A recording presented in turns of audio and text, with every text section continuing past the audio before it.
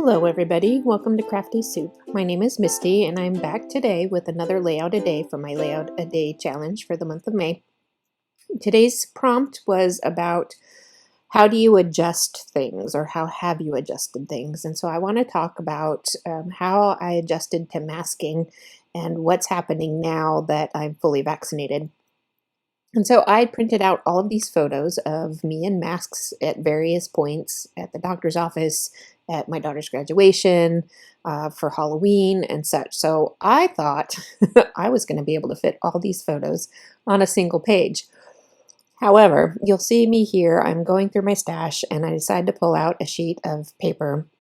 And I will come to realize that there's just not enough room. I do tend to like fill up my pages pretty well, but for this story I wanted to include more journaling, so I definitely needed a little more breathing space around these photos in order to get the story told how I wanted to. So I quickly scrapped that idea, and I thought then I would use this red for matting my photos. And here's the base of my layout going on. I have this coronavirus print, and on the back side is a grid, so that makes a perfect split layout here, and I'm going to do a double page spread. And I just use the branding strip as the piece to reattach everything back together. So once I have both pages down, I wanted to add that strip of red to cover up the seam where the pages meet, and also to draw the eye into the two main photos of this story, the beginning photo and kind of the ending photo. And I'm cutting apart this sheet so that I can keep whichever pieces I want, and that little sewing machine there was one of them. And now this is no longer 12 by 12, so I'm just going to piece together these strips to create that extra layer to this base.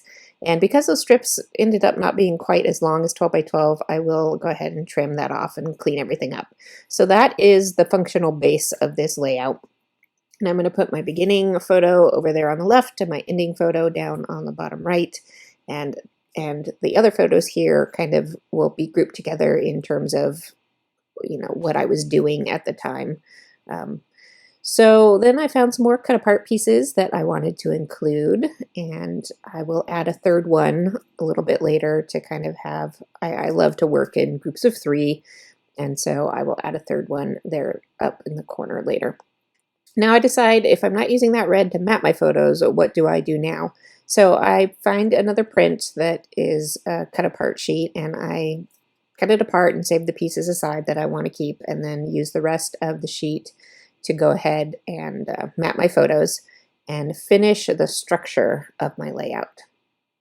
So I'm ready to work on more embellishments, and this is a sheet from Reminisce, and I liked the little cut apart there that says take a deep breath, which was a little hard to do when you first got used to wearing masks, so I like that. And I found some other pieces that I'm going to cut apart, some word strips and some mask icons, and I'm going to make a long row of masks up there at the top, and I'm just going to glue them a little bit at the top because I am going to end up popping up some of them with some foam tape, and I'm going to stitch across with my sewing machine, but I'm going to wait for the glue to dry. And while I'm waiting for the glue to dry, I'm kind of finalizing the placement of my photos and my 3 kind of embellishment cluster areas, and I want to add a little more detail to the beginning and ending photo, and those are going to be one of my 3 kind of main clusters.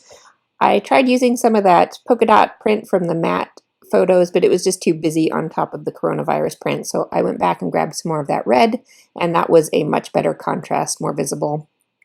And I'm back from my sewing machine. I stitched across that row of masks up there, and then I decided just out of the blue to kind of stitch around my beginning and ending photos, and I really like that effect. I don't know what gave me that idea, but just a tip, it was pretty hard to stitch on the photo paper. It kept dragging my sewing machine, so if you're going to try that, keep that in mind. And now I wanted even more dimension to that beginning and ending photo, as you know, as the elements of my 3 clustered areas. And so I brought in another contrasting color and And then I'm going to pop up my word strips on that, which worked really well since when I trimmed out my word strips, I left a little bit of white around the edge, and so they popped nicely. And I just picked phrases that kind of went with each part of the different masking experience. Okay, with all my word strips in place, I pull out this little sticker sheet that had a few things on there that I wanted. A little tab that says the new normal and a couple of different mask icons.